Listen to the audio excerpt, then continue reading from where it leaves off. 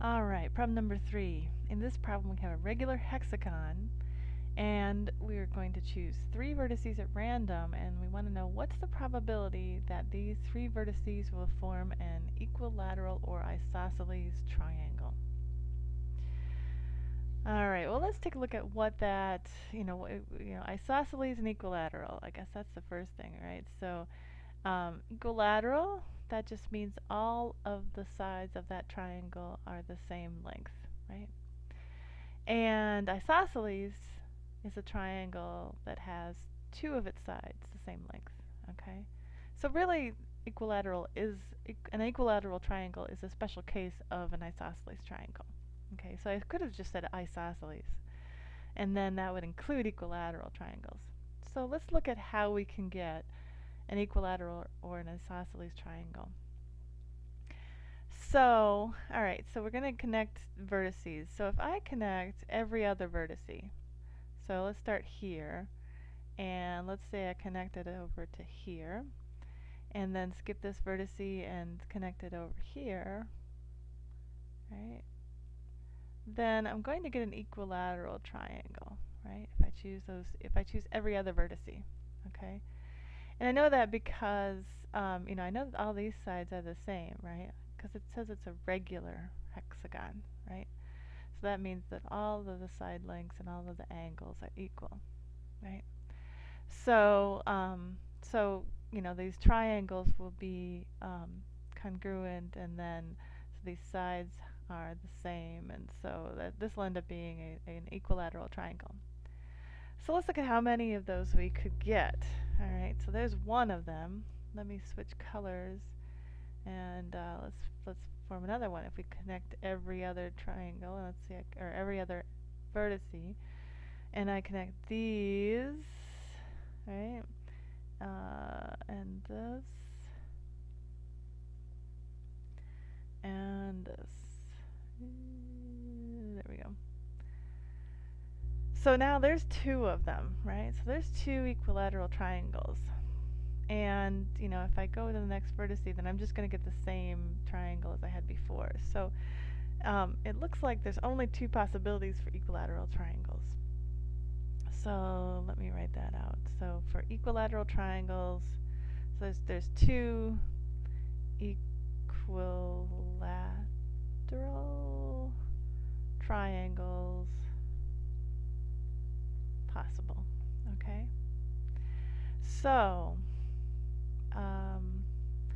let's look at isosceles triangles that aren't equilateral. See how many of those we can get. Alright, so what do those look like? Those have this 2 sides that are the same. So I can see here if I look at just using 2 of the sides of the hexagon, I can make an equilateral triangle that looks like this. So you have 2 sides here that we know those are equal, and so if I connect that up, that's going to be an isosceles triangle, right? And I can move this around the triangle. So if I connect these 2, there's another one. Connect these 2. Oops, there's another one. Connect these. Oops. Well, you get the idea. There's another one. I connect these. There's another one. And if I connect these, there's another one. Okay. So it looks like there's one, with one for each vertex. Okay. So there's going to be 6 isosceles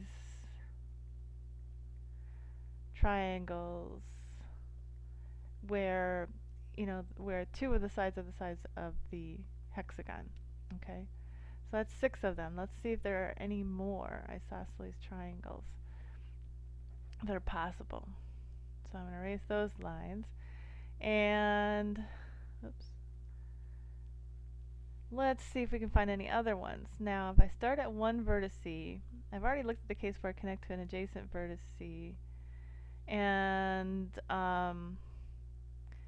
so let's look at connecting to a different one. If I connect these like that, that's not going to be isosceles, is it? Because this side is longer than that side.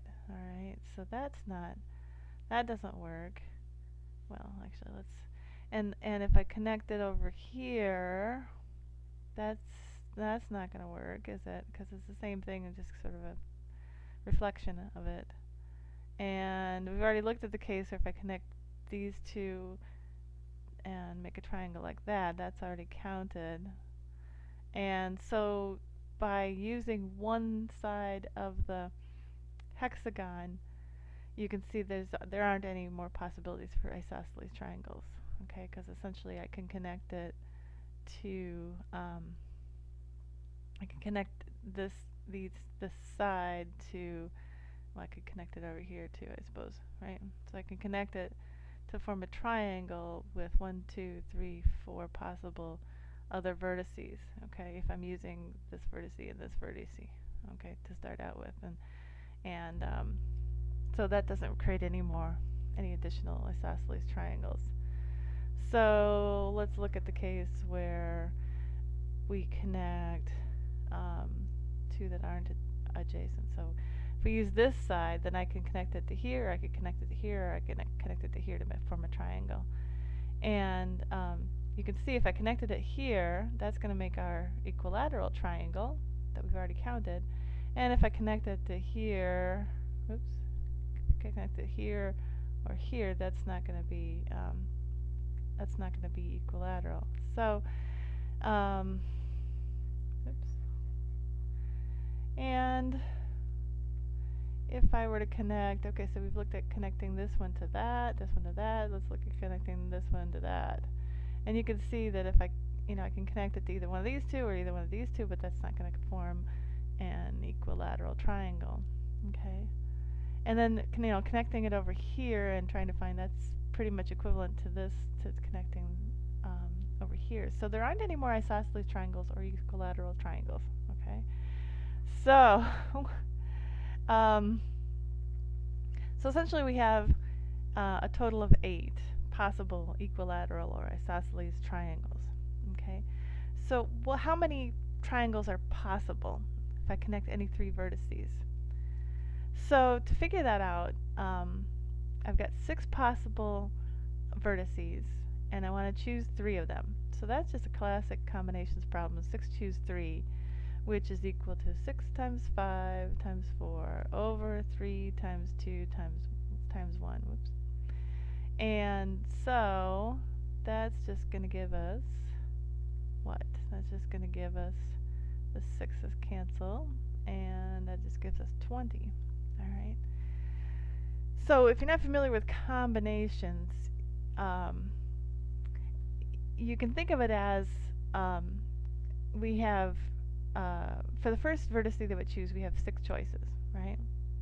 And then we have 5 vertices left, so we have 5 choices for the second vertex, and then 4 choices for the third vertex. But order doesn't matter when you choose a triangle, right? It doesn't matter whether I choose this one first and then this one and then this one, or if I choose this one and then this one and then this one. So order doesn't matter, so we have to divide out the duplicates. And to do that, we need to look at how many ways we can arrange, once we have the 3 vertices chosen, how many different ways are there to order those vertices. So there would be 3 choices to put in the first position, 2 for the second, and 1 for the third. Okay, so that's why we divide it out, because we want to divide out all of the different permutations of those 3 vertices that we've chosen here in the numerator. Okay, so either way, we get 20, and so the probability of choosing 3 vertices that form either an equilateral or isosceles triangle is 8 out of 20, and that can be reduced down to 2 out of 5, right, by dividing both top and bottom by 4, and that's just equal to 40%. Okay, and you can figure that out by, if you multiplied this by 20 and this by 20, we get 40 out of 100, which that's percentage is just the amount out of 100. Okay, so our answer is either 2/5 or 40%.